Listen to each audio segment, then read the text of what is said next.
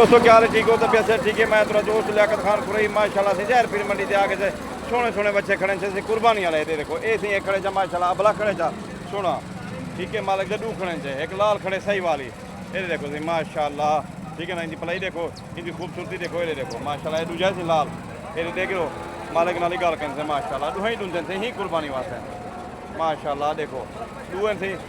चाचा क्या हाल है? चोखे पैसे मंगदी ई लाल तो चोखे मंगदी हूँ तो चोखे मंगदी फिलहाल 4 लाख 20 दा कितना 4 लाख 20 4 लाख 20 दा सी लाल ये ब्लॉक 3 लाख 80 दा ये 3 लाख 80 दा दुहाई दूंदन सही। ये बुजुर्ग ना गया चाचा वैद भाई ना है सही ते नेक नियत आदमी डर फराड वाली गाल कहनी ठीक है। तुम खुद भी खरीदारी कर सकते हो फतेहपुर कमाल इंदा फार्म में बेगा पे भी कने खड़े थे माशाल्लाह दीदार कर गिलो। राजा मोबाइल नंबर जरा 0305 70 68 798 मेरा काम ऐसी वीडियो बढ़ा दे दे तुम खुद भी खरीदारी कर सकते हो। नेक नियत आदमी कोई शुक्र नहीं तुम खुद भी फोन से गिन सकते हो ठीक है। अल्लाह हाफ़िज़।